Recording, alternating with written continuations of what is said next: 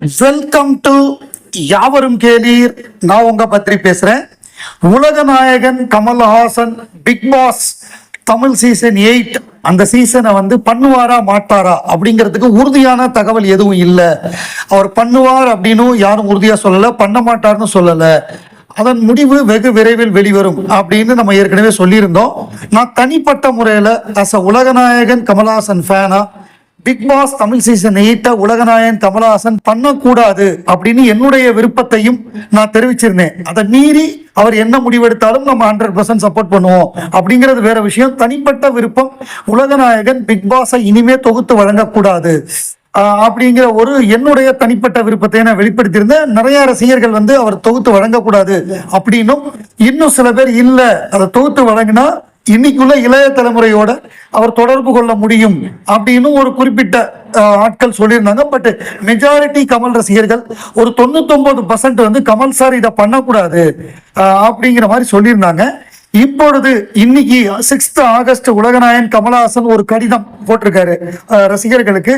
அதுல என்ன சொல்லியிருக்காரு அப்படின்னா, dear viewers, with a heavy heart, I wish to inform you that I will be taking a small break from our journey that began 7 years ago due to prior cinematic commitments. I am unable to host the upcoming season of Big Boss Tamil.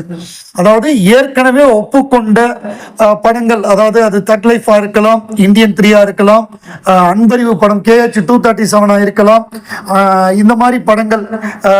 அதனால என்னால் கல்கி 2898 AD இருக்கலாம், ஏற்கனவே ஒப்புக்கொண்ட cinema பணிகளுக்காக இந்த முறை என்னால் பிக் பாஸ் தமிழ் சீசன் 8 தொகுத்து வழங்க இயலாது என்பதை கனத்த இதயத்தோடு உங்களிடம் பகிர்ந்து கொள்கிறேன் அப்படின்னு சொல்லியிருந்தாரு.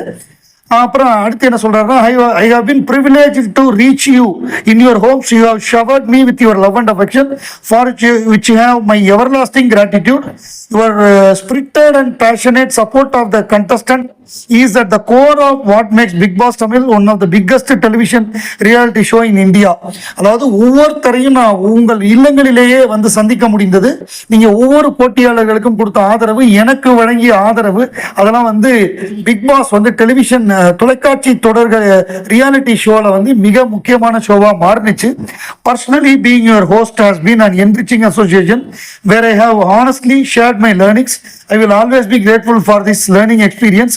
I sincerely thank each one of you and the contestant in the show for our time together. அதாவது இது நான் என்ன அனுபவம் பெற்றேனோ அதை உங்கள்கிட்ட பகிர்ந்துக்கிட்டேன். இது எனக்கு ஒரு லேர்னிங் எக்ஸ்பீரியன்ஸ். உங்களோட நான் பேசினது மூலமாக நானும் பல விஷயத்தை கலந்து கொண்டேன்.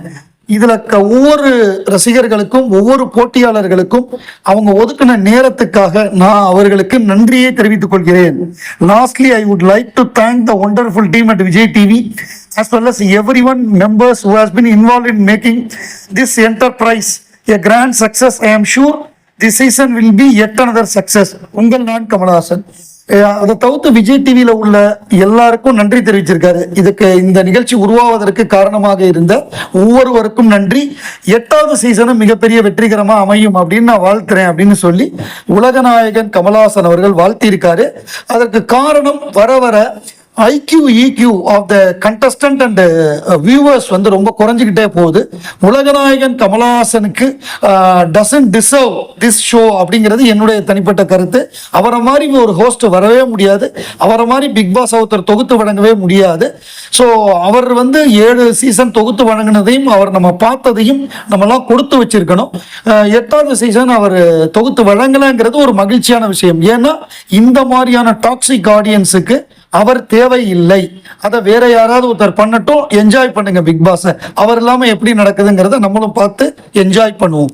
இந்த நிகழ்ச்சியை வச்சு ஏராளமான சம்பாதிச்ச யூடியூபர்ஸ் ஒரு விஷயத்தை ஞாபகம் வச்சுக்கணும். கமல்ஹாசன் என்கிற மாபெரும் ஆளுமை இருந்ததுனால தான் பிக் பாஸுக்கு இவ்வளவு தூரம் ஒரு ஃபோக்கஸ் கிடைச்சது. நீங்க அவரை நெகட்டிவாவோ பாசிட்டிவாவோ என்ன பண்ணியோ அவர் மூலமா தான் நீங்க சம்பாதிச்சீங்க. இப்ப அவர் இல்லாமல் வரக்கூடிய ப்ரோக்ராம பெருமளவு யாருமே கண்டுக்க மாட்டாங்க. ஸோ இப்ப தெரியும் பிக் பாஸ் உடைய நிகழ்ச்சியில உலகநாயகனுடைய அருமை என்னன்னு யூடியூபர்ஸுக்கு இனிமே புரியும். இனிமே நீங்க உருட்டி ஓட்ட முடியாது. பிக் பாஸ் ஒரு ரூபாயை கண்டுக்க மாட்டான்.